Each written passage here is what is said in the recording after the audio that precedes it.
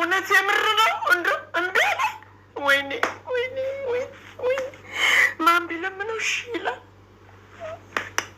ኧረ ፈጣሪ እንደው ይቅርታ አድርግልኝ እባክህ፣ አስታርቀኝ ከልጄ እንደው እሺ እንዲል ሆዱን አራራለት እባክህ እባክህ እባክህ። ወይኔ ጉዴ ወርቄ፣ ወይኔ ወርቄ፣ ወይኔ ወርቄ፣ ወይኔ ወርቄ፣ ወይኔ ምን ውስጥ ልግባ? አለቀልኝ። ምን ውስጥ ልግባ? ተዋረድኩኝ። በኖርኩበት ሰፈር ተዋረድኩ።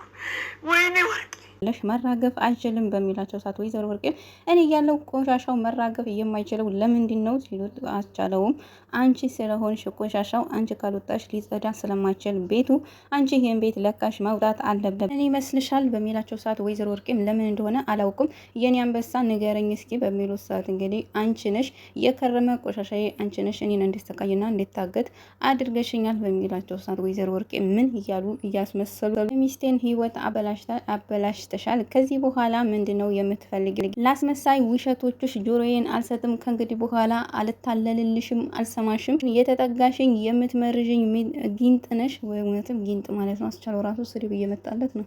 ርህራሄ ያልፈጠረብሽ ከተንኮል ውጪ ምንም የማታውቂ ተንኮለኛ ሰይጣን ታግተሽኛል፣ አስደብደበሽኛል። ልታዝኝልኝ ሲገባ በመደብደቤ ስቀሽብኛል፣ ተሳልቀሽብኛል። ወርቄም ላንተ ስል ነው። አስቻለውም ለኔ አይደለም ለራስሽ ጥቅም ነው።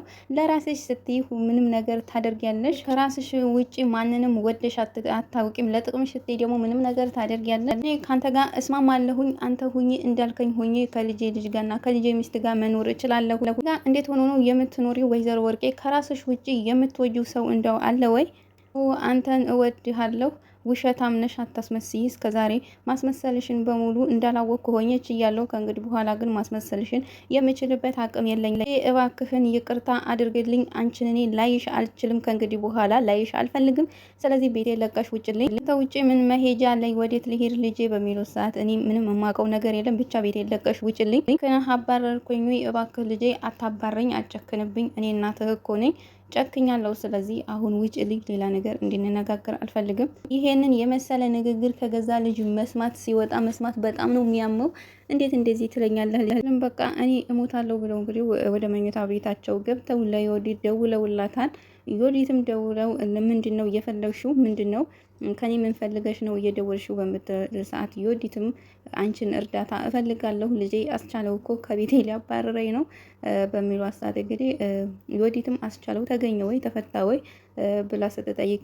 ወጥቷል ምክንያቱም አጋቹን ለቆታል እድሜ ላጋቹ አሁን እዚህ መጥቷል አሁን እኔም በተራዬ ያሰቃየኝ ነው አሁን ከገዛ ቤቴ ውጪ እያለኝ ነው ዮዲት ነይና አግዥኝ በሚሉ ሰዓት ዮዲትም ከኔ እርዳታ ከፈለሽ በትህትና ነው ማናገር ያለብሽ አለበለዚያ ስልኩን እንዳልዘጋው በምትለቸው ሰዓት ወይዘሮ ወርቄም እንግዲህ ተለሳልሰዋል ምክንያቱም ጥቅማቸውን ስለሚፈልጉ ዮዲትም ባለፈው ላይ አባረዋት ነበረ ከቤታቸው ምክንያቱም የወንደሰን እናት ልትደበድባቸውና ልትገላቸው በነበረበት ሰዓት እኔ ምንም አላደረኩም ሁሉ ነገር እየሰራቸው ልጄ ነች ስለዚህ ልጄን ግዳያት እኔ ደግሞ ከወንጀሉ ነፃ ነኝ ብለው እንግዲህ ራሳቸው ያመጡት ራሳቸው የሰሩትን ግፍ ጠቅልለው ወደ ልጃቸው አድርገው ዮዲት ደግሞ እኔ ቤት ከመጣሽ ልጄ አይደለሽም ስለዚህ እኔ እና አንቺ አንተዋወቅም እኔ ቤት ራሱ እንዳትመጪ ብለው እንግዲህ አባረዋት ነበረ አሁን ደግሞ ለገዛ ጥቅማቸው ሲሉ ልጃቸው ዮዲት ጋር ደውለው እሷም ደግሞ የእናትነት እንትን አላስችላት ብሎ እንግዲህ ሄዳለች እሺ በቃ አናግረዋለሁ በምትላቸው ሰዓት አመዳም ብለዋል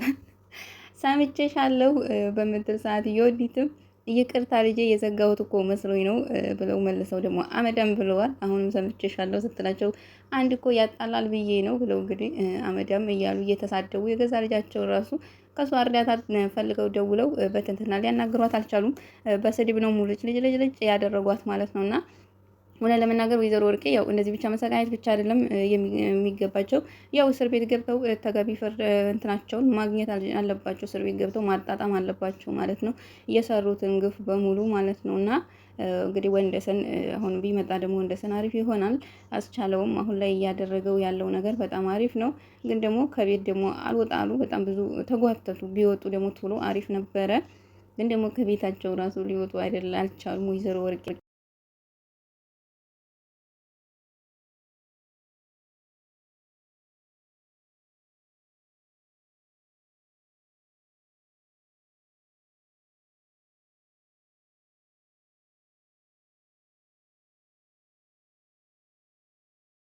እስኪ እንደው ንገሪኝ፣ እገሌ በድሎኝ ብለን መጥቀስ የምንችለው በደል ምንድን ነው? ያ እገሌ ያልከው ሰው እንዴት ሰደበህ?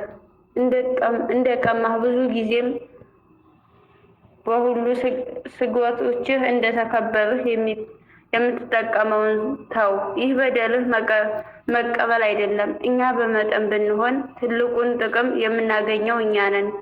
የሚጎዳውን እንዲህም ያደረሰው ሰው ነው እንጂ እንዲህ የተቀበለው ሰው አይደለም። ተጎጂና ጎጂው ማን እንደሆነ ለይቶ በፍጹም አለማወቅ ደግሞ ለክፉዎች ሁሉ መንስኤ፣ ከሁሉ ነገሮች ሁሉ ቀዳሚ ነው። ይህን በደል ብናውቅ ኑሮ እራሳችን ባልጎዳን ነበር። ሌላውን ሰው ልጎዳው እንደማልችለው አውቀን ያ ሌላው ሰው እንዲጎዳን ብለን ባልጸለይን ነበር። በደል ዕዳ የሚሆንብን ሌላ ሰው ሲበድለን ሳይሆን እኛ ራሳችን ስንበድለው ነውና። ስለዚህ ሌላውን በድለህ እንደሆነ ራስህን መርምር። ተበድለህ እንደሆነ ግን ከሁሉ የሚበልጠው በጎ ነገርህን አድርጎልሃልና ለበደለ ሰው ጸልይለት። ምንም እንኳ በበዳይ ሕሊና እንዲያው ያልነበረ ቢሆንም አንተ ግን በአኮቴት የታገስከውን እንደሆነ ከሁሉ የሚበልጠው ረብ ጥቅም ታገኛለህ። የበደለህን ሰው ጻድቆች ሰዎችን ሕግጋት እግዚአብሔር ክፉ ግብርን ይመሰክርበታል። የተበደልከው አንተ ግን አክሊል አጎናጽፎሃል። ክፉ አድርገውም ያመሰግኑሃል። አንድ በንዳድ የታመመ ሰው ውሃ የያዘ ዕቃን ሌላ ሰው መጥቶ በኃይል ቢነጥቀው ጽኑ ጥሙን ያረካል። አንድ በንዳድ የታመመ ሰው ውሃ የያዘ ዕቃን ሌላ ሰው ጠጥቶ በኃይል ቢነጥቀውና ጽኑ ጥሙ ቢረካ የተጠቀመው እና የንዳድ የታመመው ሰው ተበድሏል አንልም። የተጎዳው የነጠቀው ሰው ነው ግን እንላለን። ምክንያቱም የታማሚው ንዳድ አብሶበታል፣ ህመሙ እንዲጸናበት አድርጓል። ከዚህ መንገድ በሀብት በገንዘብ በፍቅር የተያዘ ሰውን እነግርሃለሁ እንዲህ ነው። እንዲህ አይነት ሰውን ከድኸው ሀብትን ንብረትን በመጠቀም ከዚያም በሰውነት ትኩሳት ከታመመው በላይ በራሱ ላይ ነደደ እሳት እንደለቀቅበት አድርገሃልና። ዳግመኛም አንድ የአእምሮ ያጣ ሰው ከሌላ ሰው ሰይፍ ነጥቆ ራሱን ይገድል። ተጎጂው ማን ነው? የተነጠቀው ወይስ ነጣቂው? ቀሚው ወይስ ተቀሚው? ቀማኛው እንደሆነ ግልጽ ነው።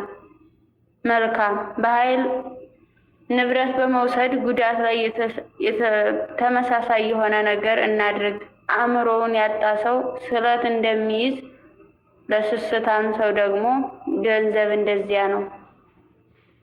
እንዲያውም ከዚያም የከፋ ነው። አእምሮ ያጣ ሰው ስለት ቢያነሳና በዚያ ራሱን ቢወጋ ያን ጊዜ አእምሮ ከማጣት ያድናል። ድጋሚ ራሱን በዚያ መንገድ አይጎዳም። ፍቅረ ነዋይ የጸናበት ሰው ግን ከዛኛው ሰው ይልቅ የደዌውን ሳይድን ይባስኑም ህመሙን ጽኑ እንዲሆን በማድረግ ዕለት ተዕለት ቁጥር የሌላቸው ቁስሎችን ያገኙበታል። በቆሰለ መጠን ሌሎች ቁስሎችን በራሳቸው ላይ በመጨመር ደዌውን ያባብሰዋል። እንግዲያውስ እነዚህ ነገሮች እያሰብን ከዚህ ስለት እንራቅ፣ ከዚህ እብደት እንሽሽ። የቱም ያህል ብንዘገይም ራሳችን የምንገዛው ልንሆን እንችላለን። ይህ ምግባርም በሰው ሁሉ ዘንድ እንዲያው በሚባል ጋራ እኩል ራስን ማግኘት መባል ይገባዋልና። አንድ ፍትሐዊ በእኛ ላይ ቢሰለጥን እርሱን ከእኛ እናረቅ ዘንድ ልንጋደል የተገባ ከሆነ ይህ የተጋደልነው እንደሆነም የብዙን የልዩ ልዩ ፍትሐትን ጌታ የተጋደልን ማለት ነው። አዎን፣ ገንዘብ ባሪያ ከሆነ በሌላ ላይ ሰነፍ ሰው የለምና ድል የተደረገ ሆኖ ሳለ ድል እንዳያደርግ ያስባልና ባሪያ ለሆነ ጌታ እንደሆነ ያስባልና ራሱን በሰንሰለት አስሮ ደስ ይሰኛልና አውሬውን እያበረታው እርሱ ደግሞ ይለዋልና ምርኮኛ ሆኖ ሳለ ይመካከራልና በደስታም ይዘላልና። ይህ እብድና ነፍሱን ሊነክስ የሚሯሯጠው ውሻ ሊያስረውና በረሃብ ሊያደክመው ሲገባ ይባስኑ ጉልበት አግኝቶ በራሱ ላይ ይዘልበት ዘንድ ብዙ ምግብ በእርግጥ ያቀርብለታልና እንዲያበረታታውም ያደርጋልና። አሜን። ስብሐት ለእግዚአብሔር ወለወላዲቱ ድንግል። ጌታችን ኢየሱስ ክርስቶስ በቸርነትና በሰው ባለው ፍቅር ሁላችንም ለዚህ ያብቃን። ለእርሱ ክብር ኃይል ዛሬም ዘውትርም እስከ ዘላለሙ አሜን። የማቴዎስ ወንጌል ቅዱስ ዮሐንስ አፈወርቅ እንዳስተማረው ቅጽ 1 ከቁጥር 25 ከቁጥር 7 በገብረ እግዚአብሔር የታተመ ይላል። አመሰግናለሁ። በዛው መሰለኝ ይቅር በሉኝ።